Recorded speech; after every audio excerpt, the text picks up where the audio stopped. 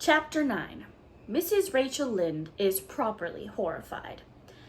Anne had been a fortnight at Green Gables before Mrs. Lynde arrived to inspect her. Mrs. Rachel, to do her justice, was not to blame for this. A severe and unseasonable attack of grippe had confined that good lady to her house ever since the occasion of her last visit to Green Gables. Mrs. Rachel was not often sick, and had a well-defined contempt for people who were. But grippe, she asserted, was like no other illness on earth, and could only be interpreted as one of the special visitations of Providence. As soon as her doctor allowed her to put her foot outdoors, she hurried up to Green Gables, bursting with curiosity to see Matthew's and Marilla's orphan, concerning whom all sorts of stories and suppositions had gone abroad in Avonlea. Anne had made a good use of every waking moment of that fortnight. Already she was acquainted with every tree and shrub about the place. She had discovered that a lane opened out below the apple orchard and ran up through a belt of woodland, and she had explored it to its furthest end in all its delicious vagaries of brook and bridge, fir coppice and wild cherry arc, corners thick with fern and branching byways of maple and mountain ash. She had made friends with the spring down in the hollow, that wonderful, deep, clear, icy cold spring. It was set about with smooth red sandstones and rimmed in by great palm-like clumps of water fern, and beyond it was a log bridge over the brook. That bridge led Anne's dancing feet up over a wooded hill beyond, where perpetual twilight reigned under the straight, thick-growing firs and spruces. The only flowers there were myriads of delicate June bells, those shyest and sweetest of woodland blooms, and a few pale aerial starflowers, like the spirits of last year's blossoms. Gossamers glimmered like threads of silver among the trees, and the fir boughs and tassels seemed to utter friendly speech. All of these raptured voyages of exploration were made in the odd half-hours which she was allowed for play, and Anne talked Matthew and Marilla half-deaf over her discoveries. Not that Matthew complained, to be sure. He listened to it all with a wordless smile of enjoyment on his face. Marilla permitted the chatter until she found herself becoming too interested in it, whereupon she always promptly quenched Anne by a curt command to hold her tongue. Anne was out in the orchard when Mrs. Rachel came, wandering at her own sweet will through the lush, tremulous grasses, splashed with ruddy evening sunshine, so that good lady had an excellent chance to talk her illness fully over, describing every ache and pulse beat with such evident enjoyment that Marilla thought even grippe must bring its compensations. When details were exhausted, Mrs. Rachel introduced the real reason of her call. "I've been hearing some surprising things about you and Matthew." "I don't suppose you are any more surprised than I am myself," said Marilla. "I'm getting over my surprise now." "It was too bad there was such a mistake," said Mrs. Rachel sympathetically. "Couldn't you have sent her back?" "I suppose we could, but we decided not to. Matthew took a fancy to her, and I must say I like her myself, although I admit she has her faults. The house seems a different place already. She's a real bright little thing." Marilla said more than she had intended to say when she began, for she read disapproval in Mrs. Rachel's expression. "It's a great responsibility you've taken on yourself," said the lady gloomily, "especially when you've never had any experience with children. You don't know much about her or her real disposition, I suppose, and there's no guessing how a child like that will turn out. But I don't want to discourage you, I'm sure, Marilla." "I'm not feeling discouraged," was Marilla's dry response. "When I make up my mind to do a thing, it stays made up. I suppose you'd like to see Anne. I'll call her in." Anne came running in presently, her face sparkling with the delight of her orchard rovings, but abashed at finding herself in the unexpected presence of a stranger. She halted confusedly inside the door. She certainly was an odd-looking little creature, in the short, tight, wincey dress she had worn from the asylum, below which her thin legs seemed ungracefully long. Her freckles were more numerous and obtrusive than ever. The wind had ruffled her hatless hair into an over-brilliant disorder. It had never looked redder than at that moment. "Well, they didn't pick you for your looks, that's sure and certain," was Mrs. Rachel Lynde's emphatic comment. Mrs. Rachel was one of those delightful and popular people who prided themselves on speaking their mind without fear or favor. "She's terrible skinny and homely, Marilla. Come here, child, and let me have a look at you. Lawful heart, did anyone ever see such freckles, and hair as red as carrots? Come here, child, I say." Anne came there, but not exactly as Mrs. Rachel expected. With one bound, she crossed the kitchen floor and stood before Mrs. Rachel, her face scarlet with anger, her lips quivering, and her whole slender form trembling from head to foot. "I hate you," she cried in a choked voice, stamping her foot on the floor. "I hate you, I hate you, I hate you." A louder stamp with each assertion of hatred. How dare you call me skinny and ugly? How dare you say I'm freckled and red-headed? You are a rude, impolite, unfeeling woman. Anne! Exclaimed Marilla in consternation, but Anne continued to face Mrs. Rachel undauntedly, head up, eyes blazing, hands clenched, passionate indignation exhaling from her like an atmosphere. How dare you say such things about me? She repeated vehemently. How would you like to have such things said about you? How would you like to be told that you are fat and clumsy and probably hadn't a spark of imagination in you? I don't care if I do hurt your feelings by saying so. I hope I hurt them.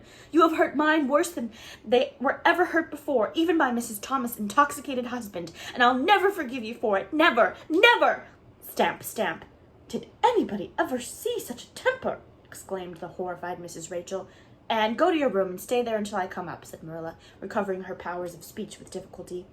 Anne, bursting into tears, rushed to the hall door, slammed it until the tins on the porch wall outside rattled in sympathy, and fled through the hall and up the stairs like a whirlwind. A subdued slam above told that the door of the east gable had been shut with equal vehemence. Well, I don't envy your job bringing that up, Marilla, said Mrs. Rachel with unspeakably solemnity. Marilla opened her lips to say she knew not what of apology or deprecation. What she did say was surprise to herself then and ever afterwards. You shouldn't have twittered her about her looks, Rachel. Marilla Cuthbert, you don't mean to say that you are upholding her in such a terrible display of temper as we've just seen, demanded Mrs. Rachel indignantly. No, said Marilla slowly. I'm not trying to excuse her. She's been very naughty and I'll have to give her a talking to about it, but we must make allowances for her. She's never been taught what is right, and you were too hard on her, Rachel. Marilla could not help tacking on that last sentence, although she was again surprised at herself for doing it. Mrs. Rachel got up with an air of offended dignity. Well, I see that I'll have to be very careful what I say after this, Marilla, since the fine feelings of orphans brought from goodness knows where have to be considered before anything else. Oh, no, I'm not vexed. Don't worry yourself. I'm too sorry for you to leave any room for anger in my mind. You'll have your own troubles with that child, but if you'll take my advice, which I suppose you won't do, although I've brought up 10 children and buried 2, you'll do that talking to you mentioned with a fair-sized birch switch. I should think that would be most effective language for that kind of child. Her temper matches her hair, I guess. Well, good evening, Marilla. I hope you'll come down to see me often as usual, but you can't expect me to visit here again in a hurry. If I'm liable to be flown at and insulted in such a fashion, it's something new in my experience. Whereat Mrs. Rachel swept out and away, if a fat woman who always waddled could be said to sweep away, and Marilla, with a very solemn face, betook herself to the east gable. On the way upstairs, she pondered uneasily as to what she ought to do. She felt no little dismay over the scene that had just been enacted. How unfortunate that Anne should have displayed such temper before Mrs. Rachel Lynde, of all people. Then Marilla suddenly became aware of an uncomfortable and rebuking consciousness that she felt more humiliation over this than sorrow over the discovery of such a serious defect in Anne's disposition. And how was she to punish her? The amiable suggestion of the birch switch, to the efficiency of which all of Mrs. Rachel's own children could have borne smarting testimony, did not appeal to Marilla. She did not believe that she could whip a child. No, some other method of punishment must be found to bring Anne to a proper realization of the enormity of her offense. Marilla found Anne face downward on her bed, crying bitterly, quite obviously of muddy boots on a clean counterpane. Anne, she said, not ungently. No answer. Anne, with greater severity, get off that bed this minute and listen to what I have to say to you. Anne squirmed off the bed and sat rigidly on the chair beside it, her face swollen and tear-stained and her eyes fixed stubbornly on the floor. This is a nice way for you to behave, Anne. Aren't you ashamed of yourself? She hadn't any right to call me ugly and red-headed, retorted Anne, evasive and defiant. You hadn't any right to fly into such a fury and talk the way you did to her, Anne. I was ashamed of you, thoroughly ashamed of you. I wanted you to behave nicely to Mrs. Lynde, and instead of that, you have disgraced me. I'm sure I don't know why you should lose your temper like that just because Mrs. Lynde said you were red-haired and homely. You say it yourself often enough. Oh, but there's such a difference between saying a thing yourself and hearing other people say it, wailed Anne. You may know a thing is so, but you can't help hoping other people don't quite think it is. I suppose you think I have an awful temper, but I couldn't help it. When she said those things, something just rose right up in me and choked me. I had to fly out at her. Well, you made a fine exhibition of yourself, I must say. Mrs. Lynde will have a nice story to tell about you everywhere, and she'll tell it, too. It It was a dreadful thing for you to lose your temper like that, Anne. Just imagine how you would feel if somebody told you to your face that you were skinny and ugly, pleaded Anne tearfully. An old remembrance suddenly rose up before Marilla.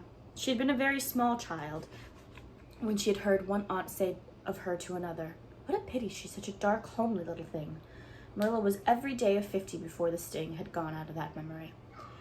"I don't say that I think Mrs. Lynde was exactly right in saying what she did to you, Anne," she admitted in a softer tone. "Rachel is too outspoken. That is no excuse for such behavior on your part. She was a stranger and an elderly person and my visitor, all three very good reasons why you should have been respectful to her. You were rude and saucy and—" Marilla had a saving inspiration of punishment. "You must go to her and tell her you are very sorry for your bad temper and ask her to forgive you." "I can never do that," said Anne determinedly and darkly. "You can punish me in any way you like, Marilla. You can shut me up in a dark, damp dungeon inhabited by snakes and toads and feed me only on bread and water, and I shall not complain. But I cannot ask Mrs. Lynde to forgive me. We're not in the habit of shutting people up in dark, damp dungeons," said Marilla dryly, "especially as they're rather scarce in Avonlea. But apologize to Mrs. Lynde you must and shall, and you'll stay here in your room until you can tell me you're willing to do it." "I shall have to stay here forever, then," said Anne mournfully, "because I can't tell Mrs. Lynde I'm sorry I said those things to her. How can I? I'm not sorry. I'm sorry I vexed you, but I'm glad I told her just what I did. It was a great satisfaction. I can't say I'm sorry when I'm not, can I? I can't even imagine I'm sorry." "Perhaps your imagination will be in a better working order by the morning," said Marilla, rising to depart. "You'll have the night to think over your conduct and come to better frame of mind. You said you would try to be a very good girl if we kept you at Green Gables, but I must say it hasn't seemed very much like it this evening." Leaving this Parthian shaft to rankle in Anne's stormy bosom, Marilla descended to the kitchen, grievously troubled in mind and vexed in soul. She was as angry with herself as with Anne, because whenever she recalled Mrs. Rachel's dumbfounded countenance, her lips twitched with amusement, and she felt a most reprehensible desire to laugh. Chapter 10. Anne's Apology. Marilla said nothing to Matthew about the affair that evening, but when Anne proved still refractory the next morning, an explanation had to be made to account for her absence from the breakfast table. Marilla told Matthew the whole story, taking pains to impress him with a due sense of the enormity of Anne's behavior. "It's a good thing Rachel Lynde got a calling down. She's a meddlesome old gossip," was Matthew's consolatory rejoinder. "Matthew Cuthbert, I'm astounded at you. You know that Anne's behavior was dreadful, and yet you take her part. I suppose you'll be saying next that she oughtn't to be punished at all." "Well, now, no, not exactly," said Matthew uneasily. "I reckon she ought to be punished a little, but don't be too hard on her, Marilla. Recollect she has never had anyone to teach her right. You're going to give her something to eat, aren't you?"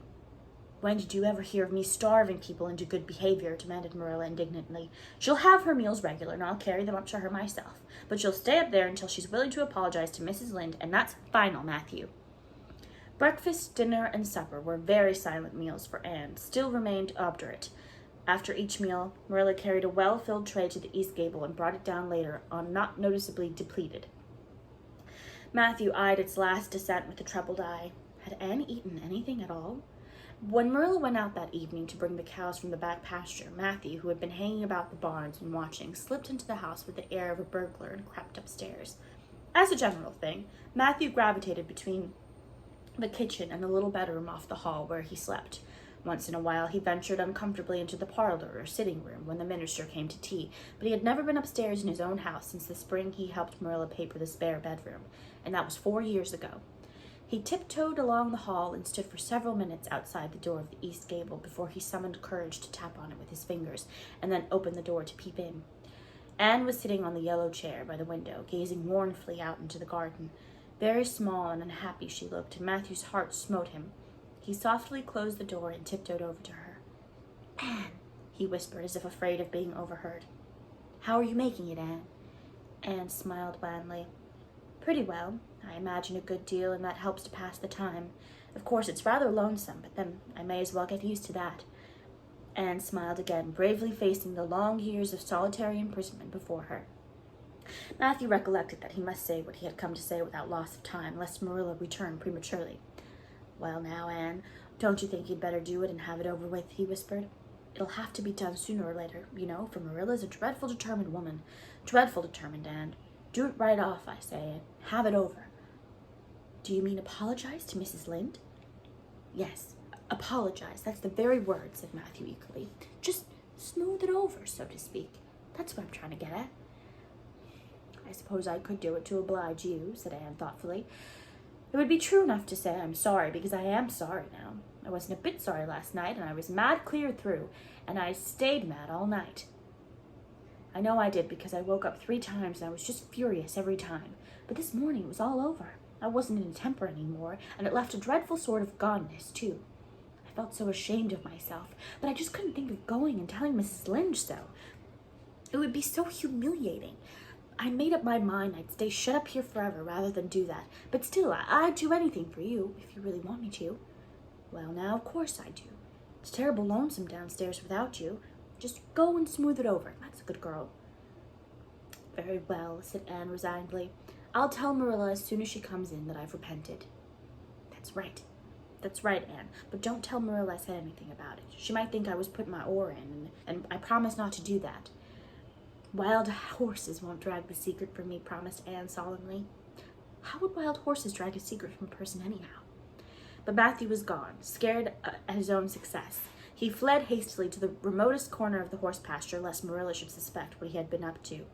Marilla herself, upon her return to the house, was agreeably surprised to hear a plaintive voice calling, "Marilla!" over the banisters. "Well," she said, going to the hall, "I'm sorry I lost my temper and said rude things, and I'm willing to go and tell Mrs. Lynde so." Very well. Marilla's crispness gave no sign of her relief. She had been wondering what under the canopy she should do if Anne did not give in. "I'll take you down after milking." Accordingly, after milking, behold Marilla and Anne walking down the lane, the former erect and triumphant, the latter drooping and dejected. But halfway down, Anne's dejection vanished as if by enchantment. She lifted her head and stepped lightly along, her eyes fixed on the sunset sky and an air of subdued exhilaration about her. Marilla beheld the change disapprovingly. This was no meek penitent such as it behooved her to take into the presence of the offended Mrs. Lynde. "What are you thinking of, Anne?" she asked sharply. "I am imagining out what I must say to Mrs. Lynde," answered Anne dreamily. This was satisfactory, or should have been so, but Marilla could not rid herself of the notion that something in her scheme of punishment was going askew. Anne had no business to look so rapt and radiant. Rapt and radiant Anne continued until they were in the very presence of Mrs. Lynde, who was sitting knitting by her kitchen window. Then the radiance vanished. Mournful penitence appeared on every feature. Before a word was spoken, Anne suddenly went down on her knees before the astonished Mrs. Rachel and held out her hands beseechingly. "Oh, Mrs. Lynde, I am so extremely sorry," she said with a quiver in her voice. "I could never express all my sorrow. No, not if I used up a whole dictionary. You must imagine it. I behaved terribly to you, and I've disgraced the dear friends, Matthew and Marilla, who have let me stay at Green Gables, although I'm not a boy. I am a dreadfully wicked and ungrateful girl, and I deserve to be punished and cast out by respectable people forever. It was very wicked of me to fly into a temper because you told me the truth. It was the truth. Every word you said was true. My hair is red, and I'm freckled and skinny and ugly. What I said to you was true, too, but I shouldn't have said it. Oh, Mrs. Lynde, please, please forgive me. If you refuse, it would be a lifelong sorrow to me. You wouldn't like to inflict a lifelong sorrow on a poor little orphan girl, would you? Even if she had a dreadful temper. Oh, I'm sure you wouldn't. Please say you forgive me, Mrs. Lynde." Anne clasped her hands together, bowed her head, and waited for the word of judgment. There was no mistaking her sincerity. It breathed in her every tone of her voice. Both Marilla and Mrs. Lynde recognized its unmistakable ring. But the former understood in dismay that Anne was actually enjoying her valley of humiliation, was reveling in the thoroughness of her abasement. Where was the wholesome punishment upon which she, Marilla, had plumed herself? Anne had turned it into a species of positive pleasure. Good Mrs. Lynde, not being overburdened with perception, did not see this. She only perceived that Anne had made a very thorough apology, and all resentment vanished from her kindly, if somewhat officious heart. "There, there, get up, child," she said heartily. "Of course I forgive you. I guess I was a little too hard on you anyway, but I'm such an outspoken person, you mustn't mind me, that's what. It can't be denied your hair is terrible red, but I know a girl once, went to school with her.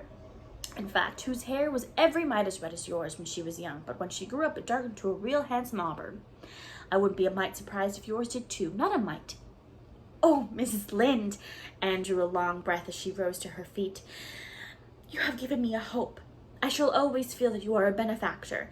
Oh, I could endure anything if I only thought my hair would be a handsome auburn when I grew up. It would be so much easier to be good if one's hair was a handsome auburn, don't you think? And now, may I go out in your garden and sit on that bench under the apple trees while you and Marilla are talking? There is so much more scope for imagination out there." "Laws, yes, run along, child, and you can pick a bouquet of them white June lilies over in the corner if you like." As the door closed behind Anne, Mrs. Lynde got briskly up to light a lamp. "She's a real odd little thing. Take this chair, Marilla. It's easier than the one you've got. I just keep that for the hired boy to sit on. Yes, she certainly is an odd child, but there is something kind of taking about her after all. I don't feel so surprised at you and Matthew at keeping her, as I did. Nor so sorry for you either. She may turn out all right. Of course, she has a queer way of expressing herself. A little too kind of forcible, you know? But she'll likely get over it now that she's come to live among civilized folks. And then her temper's pretty quick, I guess. But there's one comfort. A child that has a quick temper just blaze up and cool down. Ain't never likely to be sly or deceitful. Preserve me from a sly child, that's what. On the whole, Marilla, I kind of like her." When Marilla went home, Anne came out of the fragrant twilight of the orchard with a sheaf of white narcissi in her hands. "I apologized pretty well, didn't I?" she said proudly as they went down the lane. "I thought since I had to do it, I might as well do it thoroughly." "You did it thoroughly, all right enough," was Marilla's comment. Marilla was dismayed at finding herself inclined to laugh over the recollection. She had also an uneasy feeling that she ought to scold Anne for apologizing so well, but then that was ridiculous. She compromised with her conscience by saying severely, "I hope you won't have occasion to make many more such apologies. I hope you'll try to control your temper now, Anne." "That wouldn't be so hard if people wouldn't twit me about my looks," said Anne with a sigh. "I don't get cross about other things, but I'm so tired of being twitted about my hair, and it just makes me boil right over. Do you suppose my hair will really be a handsome auburn when I grow up?" "You shouldn't think so much about your looks, Anne. I'm afraid you are a very vain little girl." "How can I be vain when I know I'm homely?" protested Anne. "I love pretty things, and I hate to look in the glass and see something that isn't pretty. It makes me feel so sorrowful, just as I feel when I look at an ugly thing. I pity it because it isn't beautiful." "Handsome is as handsome does," quoted Marilla. "I've had that said to me before, but I have my doubts about it," remarked skeptical Anne, sniffing at her narcissi. "Oh, aren't these flowers sweet? It was lovely of Mrs. Lynde to give them to me. I have no hard feelings against Mrs. Lynde now. It gives you a lovely, comfortable feeling to apologize and be forgiven, doesn't it? Aren't the stars bright tonight? If you could live in a star, which one would you pick?" "I'd like that lovely, clear, big one way over there above that dark hill." "And do hold your tongue," said Marilla, thoroughly worn out trying to follow the gyrations of Anne's thoughts. Anne said no more until they turned into their own lane. A little gypsy wind came down it to meet them, laden with the spicy perfume of young dew-wet ferns. Far up in the shadows, a cheerful light gleamed out through the trees from the kitchen at Green Gables. Anne suddenly came close to Marilla and slipped her hand into the older woman's hard palm. "It's lovely to be going home and know it's home," she said. "I love Green Gables already, and I never loved any place before. No place ever seemed like home. Oh, Marilla, I'm so happy. I could pray right now and not find it a bit hard." Something warm and pleasant welled up in Marilla's heart at touch of that thin little hand in her own, a throb of the maternity she had missed, perhaps. Its very unaccustomedness and sweetness disturbed her. She hastened to restore her sensation to their normal calm by incalculating a moral. "If you'll be a good girl, you'll always be happy, Anne, and you'd never find it hard to say your prayers." "Saying one's prayers isn't exactly the same thing as praying," said Anne meditatively, "but I'm going to imagine that I'm the wind that is blowing up there in those treetops. When I get tired of the trees, I'll imagine I'm gently waving down here in the ferns, and then I'll fly over to Mrs. Lynde's garden and set the flowers dancing, and then I'll go with one great swoop over the clover field, and then I'll blow over the lake of shining waters and ripple it all up into little sparkling waves. Oh, there's so much scope for imagination in a wind. So I'll not talk any more just now, Marilla." "Thanks be to goodness for that," breathed Marilla in devout relief. "The apology has been made. See you next time."